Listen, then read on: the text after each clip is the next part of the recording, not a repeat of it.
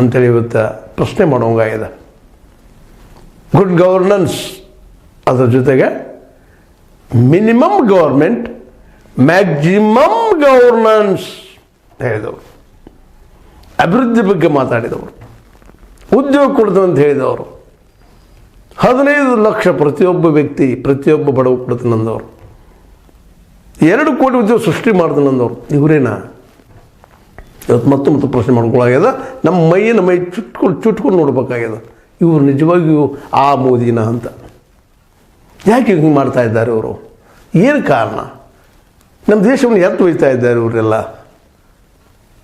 ನಮ್ಮ ಪಾರ್ಲಿಮೆಂಟ್ ಪ್ರಜಾಪ್ರಭುತ್ವ ದೇವತೆ ಅದು, ಧರ್ಮದು ಪ್ರಜಾಪ್ರಭುತ್ವ. ಅಲ್ಲೂ ನಾವು ಧರ್ಮದ ಸಿಂಗೋಲ್ತಂದ ಒಂದೇ ಧರ್ಮದ ಪೂಜೆ ಮಾಡಲಿಕ್ಕೆ ಹೊರಟಿದ್ದೀವಿ. ಇದು ಯಾವ ಕಡೆ ನಾವು ಹೊರಟಿದ್ದೀವಿ ಅಂತ. ಹಿಂದೂ ದೇಶ, ಹಿಂದೂ ಧರ್ಮದ ನೆಲಗಟ್ಟಿನಲ್ಲಿ ದೇಶವನ್ನು ಕಟ್ಟಲಿಕ್ಕೆ ಹೊರಟಿದ್ದೀವ ನಾವು?